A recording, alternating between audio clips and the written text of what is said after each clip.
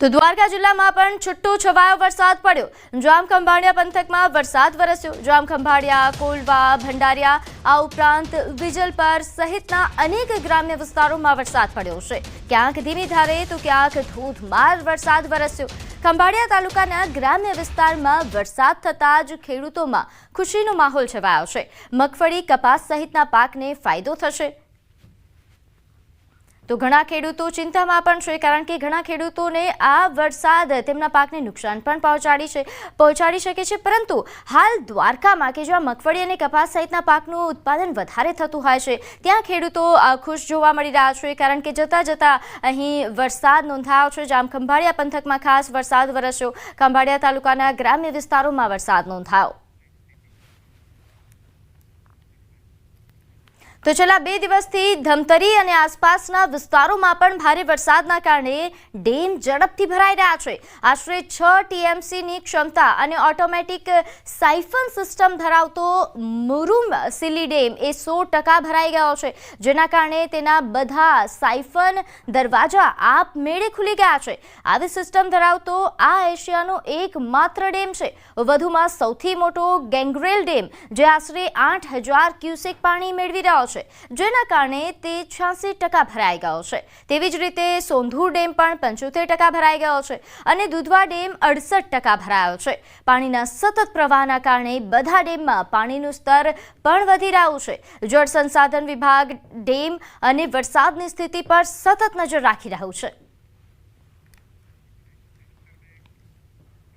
આગળ વાત કરીએ, કુમારી જિલ્લામાં ભારે વરસાદના કારણે કોડાઈ નદી 2 દિવસથી છલકાઈ રહી છે।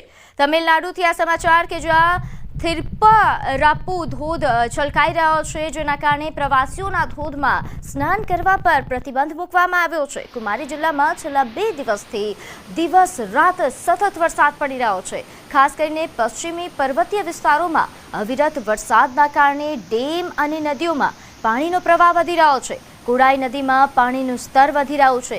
નદીમાં પૂર જેવી સ્થિતિ સર્જાઈ છે, જેના કારણે થિરપ્પારાપુ ધોધમાં પણ પાણીનો ઝડપી પ્રવાહ જોવા મળી રહ્યો છે। તેથી પ્રવાસીઓની સલામતી માટે થિરપ્પારાપુ ટાઉન પંચાયત વહીવટીતંત્રએ ધોધમાં સ્નાન કરવા પર પ્રતિબંધ મૂક્યો। વધુમાં સુરક્ષા રક્ષકો રક્ષણાત્મક વાડ બનાવીને ધોધ પર નજર રાખી રહ્યા છે।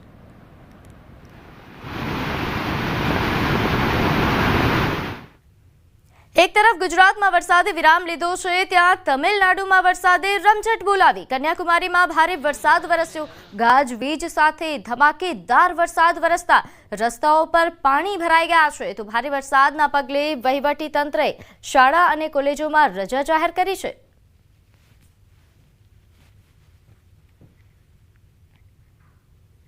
ભારે વરસાદના કારણે જિલ્લાના નદી નાળા ફરી એકવાર પૂરમાં છે। નદી નાળાના પાણીનું સ્તર સતત વધી રહ્યું છે, તો લોકોને જીવ જોખમમાં મૂકીને નદી પાર કરવાની ફરજ પડી છે।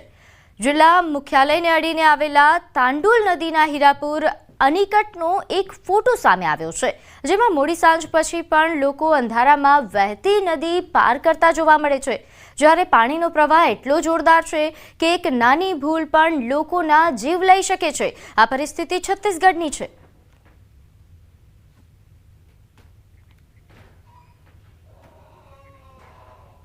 સમાચારમાં આગળ વાત કરીએ, અમેરિકાના રાષ્ટ્રપતિ ડોનાલ્ડ ટ્રમ્પે બ્રાન્ડેડ અથવા પેટન્ટ કરાયેલી દવાઓ પર 100% ટેરિફની જાહેરાત કરી છે। 1 ઓક્ટોબર બાદ આ ટેરિફ અમલમાં આવશે અને આ ટેક્સ એવી કંપનીઓ પર લાગુ થશે નહીં કે જે અમેરિકામાં પોતાના ફાર્માસ્યુટિકલ પ્લાન્ટ લગાવી રહી છે। ટ્રમ્પે ટ્વીટ કરીને કહ્યું હતું કે 1 ઓક્ટોબરથી અમે બ્રાન્ડેડ અથવા પેટન્ટ કરાયેલી દવાઓ પર 100% ટેરિફ લાદીશું, સિવાય કે તે કંપનીઓ જે અમેરિકામાં પોતાના ફાર્માસ્યુટિકલ પ્લાન્ટ સ્થાપિત કરી રહી છે।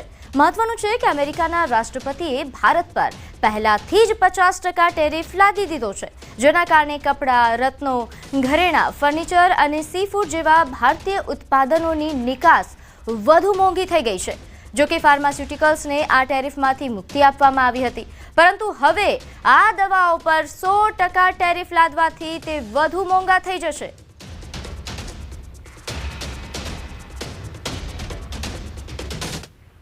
આગળ વાત કરીએ અમદાવાદના ગેંગરેપ કેસમાં સૌથી મોટો ખુલાસો સામે આવ્યો છે। 4માંથી 1નું કનેક્શન સાયકો કિલર સાથે નીકળ્યું। એન્કાઉન્ટરમાં મૃત્યુ પામેલા સાયકો કિલર વિપુલ પરમાર સાથે ચોરીના એક ગુનામાં સંડોવાયેલો છે એક આરોપી।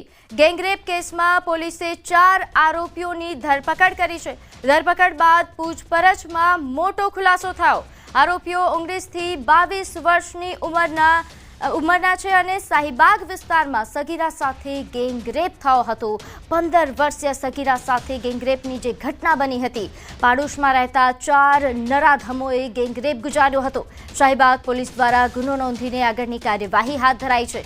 આ કેસમાં પોલીસે અક્ષય ઉર્ફે સેંધો, વસંતભાઈ મહેરિયા, પાર્થ ઉર્ફે ગોઠિયો, ધરમસિંહ પરમાર અને અવિનાશ ઉર્ફે પપ્પુ, દિનેશ પરમાર અને દશરથ ભૂપતભાઈ ઠાકોર નામના આરોપીઓને દબોચી લીધા છે।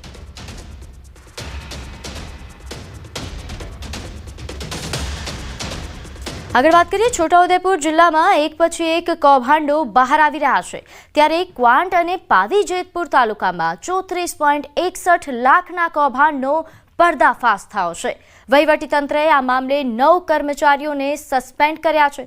આ પ્રાથમિક આરોગ્ય કેન્દ્રને આરોગ્ય સાધનો માટે ફાળવેલી ગ્રાન્ટમાંથી ઊંચાપાત કર્યા હોવાનું સામે આવ્યું છે। આ સસ્પેન્ડ કરાયેલા કર્મચારીઓ હંગામી 11 માસના કરારથી નોકરી કરતા હતા, જેને લઈને તેઓ પાસેથી નાણાંની વસૂલાત કરવા માટે કાર્યવાહી હાથ ધરાઈ છે।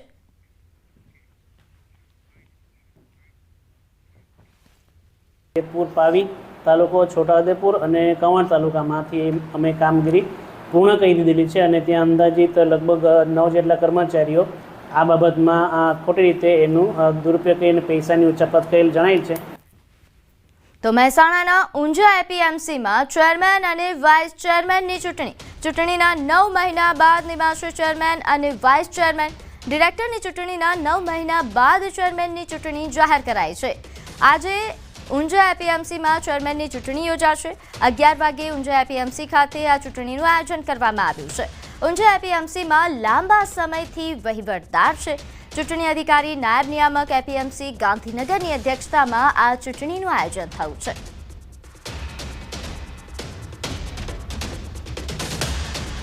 તો 9 મહિના બાદ ચેરમેન અને વાઇસ ચેરમેન નિમાશે। ઊંઝા એપીએમસીમાં લાંબા સમયથી વહીવટદાર છે અને આજે જ્યારે 11 વાગ્યા બાદ આ ચૂંટણીનું આયોજન કરવામાં આવ્યું છે। ચૂંટણી અહીં યોજાશે ઊંઝા એપીએમસીમાં કે જ્યાં ઘણા લાંબા સમયથી ચેરમેન અને વાઇસ ચેરમેનના નિમણૂકની રાહ જોવાઈ રહી હતી।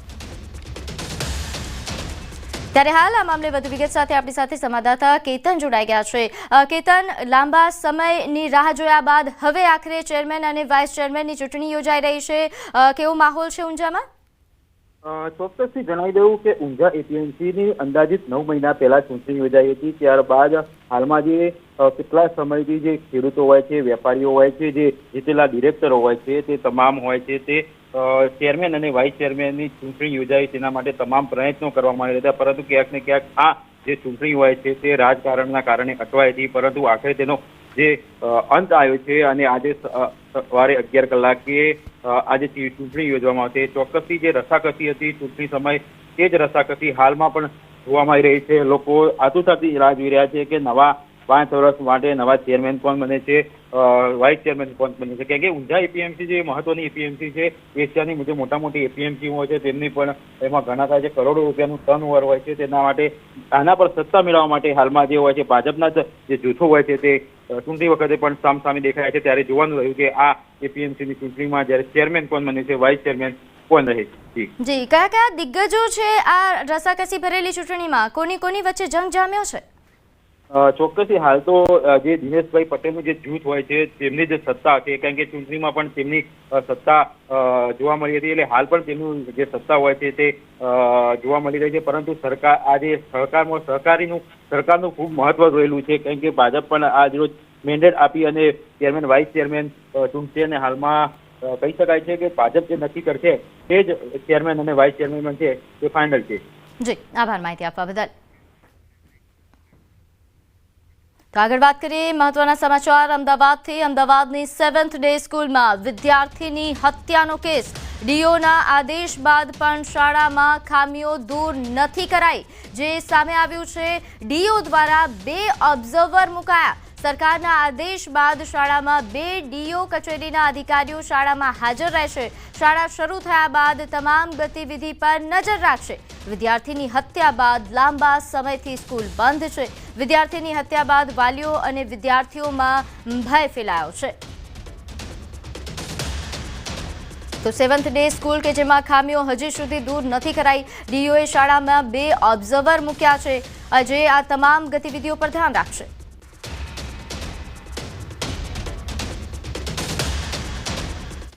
આગળ વાત કરીએ મહીસાગરની. મહીસાગરના લુણાવાડા તાલુકાના ચાપેલી મઠ ગામેથી એક ચોંકાવનારી ઘટના સામે આવી છે. વિધવા બહેનના નામની 20 એકર જેટલી જમીન પચાવી પાડવા ભાઈએ હદ વટાવી દીધી. જીવિત બહેનનો ખોટો મરણનો દાખલો બનાવ્યો અને એટલું જ નહીં, પોતાના સ્વર્ગસ્થ પિતાને બહેનના પતિ બનાવીને ખોટું પેઢીનામું પણ બનાવી દીધું. વૃદ્ધા જ્યારે જમીનની નકલ કઢાવવા ગયા ત્યારે સમગ્ર ષડયંત્રનો પર્દાફાશ થયો. અધિકારીએ જ્યારે જણાવ્યું કે તમારો તો મરણનો દાખલો છે અને જમીન તમારા ભાઈના નામે થઈ ગઈ છે, ત્યારે બહેનના પગ નીચેથી જમીન ખસી ગઈ. વૃદ્ધાએ જિલ્લા કલેક્ટર, પ્રાંત અધિકારી તેમજ મામલતદારને રજૂઆત કરી જમીન પાછી મેળવવા વિનંતી કરી છે અને ખોટા સરકારી રેકોર્ડ બનાવવા બદલ પોતાના ભાઈ વિરુદ્ધ કાયદેસરની કાર્યવાહી કરવા માટે પણ માંગ કરી.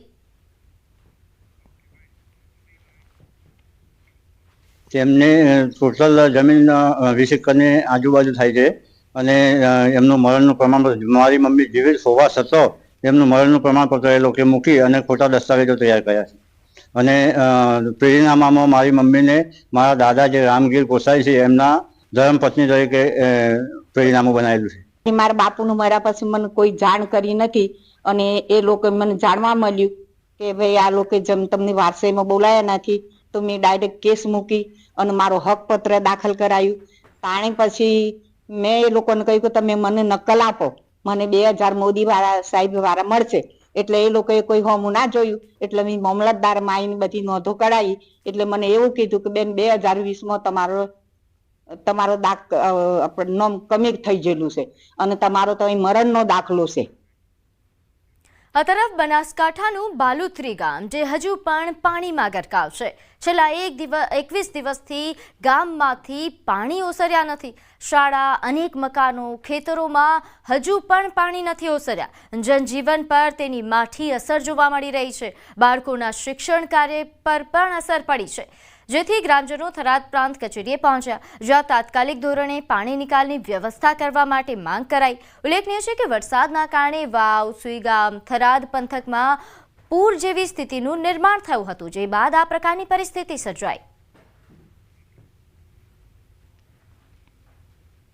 લગભગ 20 દિવસ થયા છતાં હજી પાણીનો કોઈ નિકાલ આવ્યો નથી.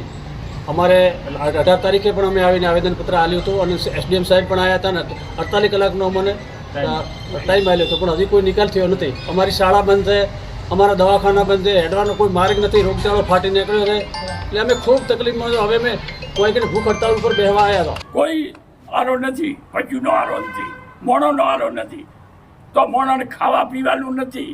અમુક જગ્યાએ તો સાહેબ મરે છે તો ઢોરાને શું નાખે, કાંઈ પડી ગયું, બધું પાણી પડ્યું છે, ચોથી લાવીને મોણો કરીએ. રાજ્યના કૃષિમંત્રી રાઘવજી પટેલે બનાસકાંઠાની મુલાકાત લીધી. રાઘવજી પટેલે થરાદ, વાવ, સુઈગામની મુલાકાત લીધી, અતિવૃષ્ટિગ્રસ્ત ગામોની મુલાકાત લીધી અને પાકનું નિરીક્ષણ કરી ખેડૂતો સાથે સંવાદ કર્યો. અતિવૃષ્ટિથી પાકને ભારે નુકસાન થયું હોવાનો કૃષિમંત્રીએ સ્વીકાર કર્યો છે. સરકાર સરહદી વિસ્તારના નાગરિકોની ખડે પગે છે તેવું તેમનું નિવેદન છે. સર્વેની કામગીરી પૂરજોશમાં ચાલી રહી છે તેવી પણ તેમણે માહિતી આપી. સાથે તેમણે જણાવ્યું કે ખેડૂતોને સહાય કરવા માટે સરકાર કટિબદ્ધ છે. રાઘવજી પટેલે થરાદના ખાનપુર અને વાવ તાલુકાના ભાટવડ તેમજ સુઈગામ તાલુકાના કોરેટી અને ભરડવા ગામની મુલાકાત લીધી હતી. કે વ્યાપક પ્રમાણમાં પશુધનની હાનિ થઈ છે. ખેડૂતોનો ઊભો પાક પાણી ભરાઈ રહેવાથી ખેતરોમાં સુકાઈ ગયો છે અને ખેતીલાયક જમીનનું મોટા પાયે ધોવાણ થયું છે. શક્ય તેટલી સરકાર તરફથી મદદરૂપ થવાની હૈયાધારણા આપી છે. તો આ તરફ અરવલ્લીના મેઘરજના રેલાવાડા ગામે ખેડૂતો મુશ્કેલીમાં મુકાયા છે. વધુ વરસાદના કારણે 200 વીઘા કરતાં વધુ જમીનમાં કરેલ સોયાબીનનો પાક એ પાણીમાં ગરકાવ થયો છે, જેના કારણે ખેડૂતોને લાખોનું નુકસાન થવાની ભીતિ સેવાઈ રહી છે. ખેડૂતોએ સરકાર પાસે વળતરની માંગ કરી. ચાલુ વર્ષે ચોમાસામાં શરૂઆતમાં વરસાદ આવ્યા બાદ વાવેતર કર્યું, જો કે આખરે ભારે વરસાદ થતાં ખેતરોમાં પાણી ભરાઈ ગયા. સોયાબીનના પાકને ભારે નુકસાન થયું છે. છોડ સંપૂર્ણપણે પીળો પડી ગયો છે. આ પીળિયાનો રોગ લાગુ પડતા હવે સોયાબીન બિલકુલ ન પાકી શકે તેવી સ્થિતિ છે. ત્યારે ખેડૂતોને લાખોનું નુકસાન વેઠવાનો વારો આવ્યો છે. ખેડૂતોએ તંત્ર પાસે કુદરતના પ્રકોપનો ભોગ બનેલા ખેડૂતોને વળતર આપે તેવી માંગ કરી. અતિશય ભારે વરસાદ પડવાથી તથા ખેતરોમાં પાણી ભરાઈ જવાથી જે સોયાબીનનો પાક હતો તે બિલકુલ કહેવાઈ ગયેલો છે તથા પીળિયો નામનો રોગ આવ્યો, જેના કારણે બિલકુલ શીંગો બેઠેલ નથી અને કોઈ ઉત્પાદન થાય એવું નથી. જેથી કરીને ખેડૂતોએ જે દેવું કરીને ખાતર બિયારણ લાવેલા છે એના પૈસા ચૂકવવા પણ મુશ્કેલ છે. પાણી અત્યારે ખેતરોમાં ફૂલ વહે છે અથવા કોઈ એક પણ માણસને સોયાબીનનો કણ પણ પાકે એવો નથી. તો સરકારશ્રીને નમ્ર વિનંતી કે અમને કોઈ પણ વીમો પકવી અને અમને રાહત ફંડે કોઈ પણ પૈસા ચૂકવે. પોરબંદર નગરપાલિકાને મહાનગરપાલિકા બન્યાને 9 મહિના જેટલો સમય થઈ ગયો છે, પરંતુ હજુ પણ તે કોઈ પણ પ્રકારના આયોજન વગર રામ ભરોસે ચાલી રહી છે. બાંધકામને લગતો ડેવલપમેન્ટ પ્લાન બનાવવો જોઈએ તેના કોઈ ઠેકાણા નથી. જૂના પોરબંદર વિસ્તાર સિવાયના અન્ય વિસ્તારમાં એક પણ રહેણાંક મકાન તથા કોમર્શિયલ બાંધકામને મંજૂરી મળી નથી. તો સામે જે જૂના પોરબંદરમાં જે મંજૂરીઓ અટવાયેલી છે, મહિનાઓમાં દેવામાં આવી છે, તે છતાં પણ માત્ર 14 જેટલી મંજૂરીઓ અપાઈ છે. વળી પોરબંદર મહાનગરપાલિકાના કમિશનર તથા ટાઉન પ્લાનર ઓફિસરનું કહેવું છે કે ડેવલપમેન્ટ પ્લાન માટેની કામગીરી ચાલી રહી છે, તે થશે એટલે પછી નિયમો મુજબ મળવાપાત્ર મંજૂરીઓ મળશે. પરંતુ આયોજન વગરના નિર્ણયના કારણે પોરબંદરના બાંધકામ સાથે સંકળાયેલા તમામ ગતિવિધિઓ બંધ થતાં લોકો મુશ્કેલીમાં મુકાઈ ગયા છે. કોર્પોરેશન ડિક્લેર થઈ ગયું, પણ ડેવલપમેન્ટ પ્લાન પોરબંદરનો શક્ય જ નહોતો બન્યો, જે રિવાઇઝ ડેવલપમેન્ટ પ્લાન બનવો જોતો હતો. જેથી કરીને હવે ખાલી જે જૂનું પોરબંદર છે એની અંદર મંજૂરીઓ મળે છે, પણ જે આપણા વિકસતા વિસ્તારો છે કે જેની અંદર આપણે કહીએ કે જે મધ્યમ વર્ગને જ્યાં મકાન બનાવવું પોસાય એવું છે, કોઈ જગ્યાએ અત્યારે મંજૂરી મળતી નથી. તો તમે કલ્પના તો કરો કે કેવી તકલીફ પડતી હશે બધી. પોરબંદર મહાનગરપાલિકામાં જેટલા પણ ગામો છે, રોકીરા, ખાપટ, ધરમપુર, દિગ્વિજયગઢ જેવા દરેક તમામ 7 ગામો, એ ગામોના ગામતળ અને ગામતળથી 300 મીટરની પેરીફેરીમાં આવતા તમામ પ્રકારના જમીન પર આપણે બાંધકામની મંજૂરી આપીએ છીએ. એ માત્ર રહેણાંક અને વાણિજ્ય માટે જ મંજૂરી આપવામાં આવે છે. મહાનગરપાલિકા બની અને જે અમારી પાસે પડતર અરજીઓ છે, એ પડતર અરજીઓમાં કેટલીક પૂર્તતાઓ કરવા માટે અમે જે તે એન્જિનિયરને જણાવવામાં આવેલ છે. એન્જિનિયર દ્વારા આ જે પૂર્તતા જે જણાવેલી છે એ પૂર્તતા પૂરી કરવામાં આવે તરત જ એને મંજૂરી આપવાની કાર્યવાહી કરવામાં આવશે. રાજ્ય સરકાર દ્વારા બનાસકાંઠા જિલ્લામાં 4 નવા તાલુકાઓ બનાવીને તેનું નોટિફિકેશન બહાર પાડી દેવાયું છે.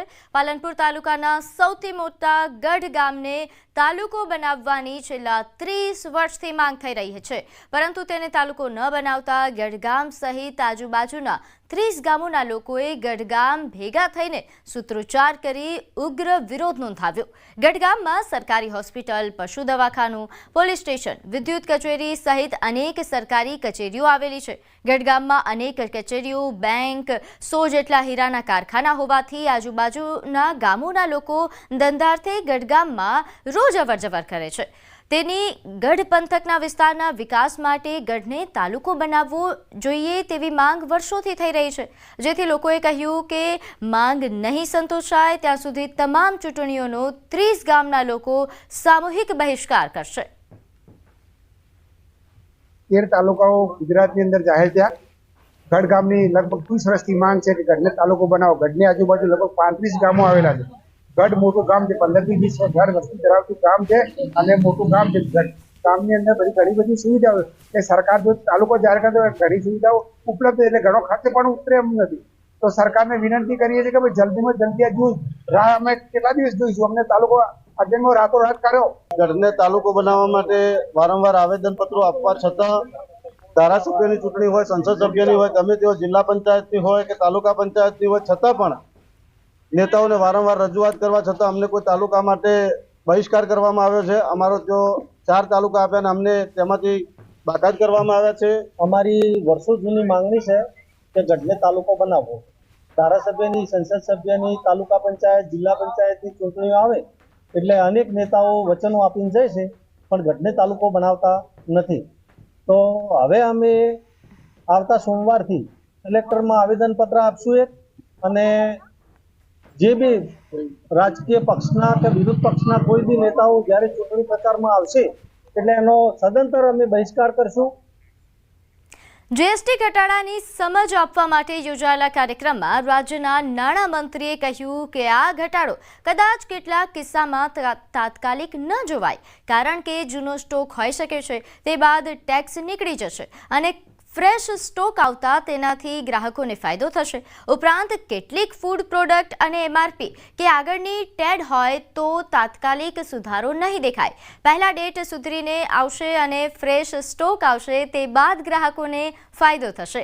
વાપીમાં આયોજિત કાર્યક્રમમાં નાણામંત્રીએ આ વાત કરી. અત્યારે તાત્કાલિક કદાચ થોડા દિવસ નહીં દેખાય સુધારો કે ભાવ ઘટાડો, એનું કારણ એ હોઈ શકે કે જૂનો સ્ટોક હોઈ શકે. એ જૂના સ્ટોક ઉપરની એમનો જે સેસ હોય કે જીએસટી હોય કે કોઈ પણ જાતનો બીજો ટેક્સ હોય કે એ બધું નીકળી જશે. ફ્રેશ સ્ટોક આવશે ત્યારથી દરેકે દરેકને આમાં 100% ફાયદો થવાનો છે. ફૂડ પ્રોડક્ટ્સો છે એ એમઆરપી કે એની આગળની ડેટનું પ્રોડક્શન હશે તો એના પર તાત્કાલિક સુધારો નહીં થશે, કારણ કે એ બધું જીએસટી ને એ બધું સુધારા પહેલાં પેડ થઈને આવ્યું હશે. પરંતુ હવે પછી જેમ સમય જશે, પૂરો સ્ટોક પૂર્ણ થશે, ફ્રેશ સ્ટોક આવશે, ત્યારથી આ સુધારાની અસર જણાશે. આગળ વાત કરીએ એક મહત્વના સમાચાર. આજે મુખ્યમંત્રી અને CR પાટીલ મોટી જાહેરાત કરી શકે છે. થોડી વારમાં જ કમલમમાં પ્રેસ કોન્ફરન્સ યોજાશે. મુખ્યમંત્રી ભૂપેન્દ્ર પટેલ કમલમ પહોંચ્યા છે. નોંધ્ય છે કે ગતરોજ આ પ્રેસ કોન્ફરન્સને લઈને માહિતી આપવામાં આવી હતી. ગાંધીનગર ખાતે મુખ્યમંત્રી અને CR પાટીલ મોટી જાહેરાત કરે તેવી શક્યતાઓ વર્તાઈ રહી છે. થોડી વારમાં જ કમલમમાં પ્રેસ કોન્ફરન્સ યોજાશે અને તે બાદ આ સસ્પેન્સ પરથી પડદો ખુલશે. તો મુખ્યમંત્રી ભૂપેન્દ્ર પટેલ હાલ કમલમ પહોંચ્યા છે અને થોડી વારમાં જ પ્રેસ કોન્ફરન્સ નું આયોજન થશે અને મોટી જાહેરાત થાય તેવી પૂરેપૂરી શક્યતાઓ છે. 2 મહત્વપૂર્ણ એવા મુદ્દાઓ છે જેની ચર્ચાઓ થઈ રહી છે, જેને લઈને જાહેરાત થઈ શકે છે. સૌથી પહેલા વાત એ પ્રદેશ પ્રમુખ કોણ હોય, કદાચ એની પણ જાહેરાત થાય તેવી ચર્ચાઓએ જોર પકડ્યું છે. બીજી તરફ મંત્રીમંડળમાં ફેરફારને લઈને ઘણા સમયથી ચર્ચાઓ ચાલી રહી હતી, કદાચ તેને લઈને કોઈ માહિતી બહાર પાડી શકાય એમ છે. ત્યારે આજે પ્રેસ કોન્ફરન્સ બાદ સસ્પેન્સ પરથી પડદો ઉઠી શકે છે. મુખ્યમંત્રી અને CR પાટીલ દ્વારા કોઈ મોટી જાહેરાત થાય તેવી પૂરેપૂરી શક્યતાઓ છે. થોડી વારમાં જ કમલમમાં પ્રેસ કોન્ફરન્સ યોજાશે. હાલ કમલમ ખાતે મુખ્યમંત્રી ભૂપેન્દ્ર પટેલ પહોંચી ચૂક્યા છે. નોંધ્ય છે કે CR પાટીલ સાથે આ પ્રેસ કોન્ફરન્સ યોજાવાની છે, જેને લઈને વધુ વિગત સાથે આપણી સાથે ગૌતમ જોડાઈ ગયા છે. ગૌતમ, આજે કોઈ મોટી જાહેરાત થાય તેવી પૂરેપૂરી શક્યતા છે? જી બિલકુલ.